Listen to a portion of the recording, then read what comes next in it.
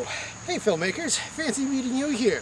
So I'm going to talk to you today about how to start making some films with the basic building blocks. We're going to use what's called shots. Shots are when a camera starts to when it stops. So this is a shot, and this is a shot, and this is a shot, and this is a shot. There's another shot, and this is a shot. Another one. And this shot ends now. The first shots I want to talk about are part of the human body, how to frame up your human subjects. So the first one we want to talk about is the extreme long shot. The extreme long shot contains a lot of background information, and your figure, your subject, is very small and tiny. This can be done for a lot of different reasons. Maybe it's meant to show a crowd.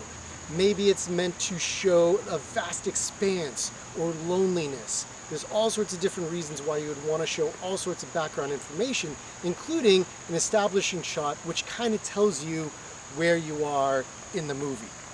The long shot, also known as the full shot, is the full human figure. So you've got your feet all the way up to the head with a little bit of extra room up above called the headroom. This is meant to give you a nice kind of full body action, whatever, but you also get a large sense of the background and what's happening around your subject.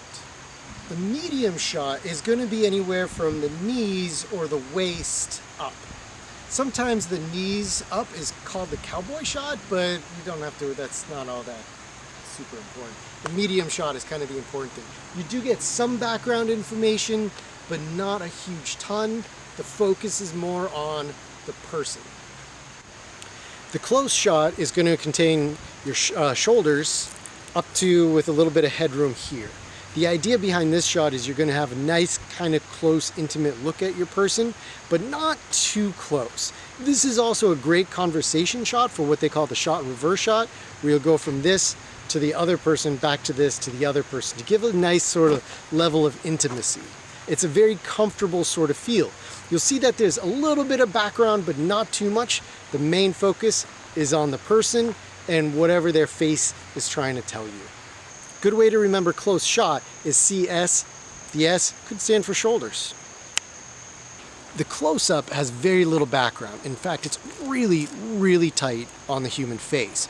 Usually it's like maybe a little bit around the chin to the forehead. You don't have any extra space behind you. It's meant to try to convey a lot of emotion, closeness, a certain sense of intimacy. It can be very awkward and oppressive, or it could show a lot of like tight connections between two characters. The extreme close-up.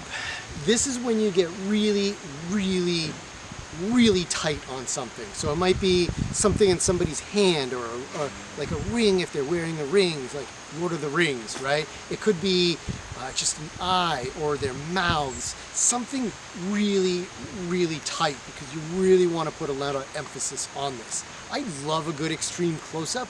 I think it can be a lot of fun and give a lot of nice variety. So that's for your human subjects, your actors. You can apply this rule to other inanimate objects or other things like a dog or a cat. It does apply nicely there because you can get like a full dog's body or a medium shot of your cat. Do be warned though that like it's hard to film pets and animals. They just don't always want to cooperate. The other tricky part when you use other inanimate objects is that it sometimes gets a little bit weird. So for example, a full shot of a trash can might be fairly easy to explain, but what's a medium shot of a trash can or a close shot of a trash can? That gets a little bit weirder. So when you're writing your scripts, you may just have to kind of go with kind of a rough idea of like, yeah, we kind of want to be a little bit medium on that side or a little bit long on that side. There are your basic building blocks. Head to Google Classroom and find out where your next assignment is.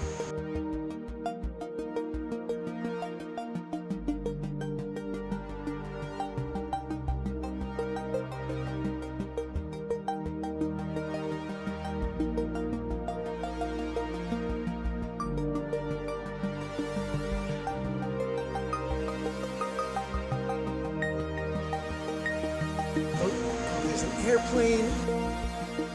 It's really windy and this is going to sound terrible on that microphone. Oh, cursing upon the skies.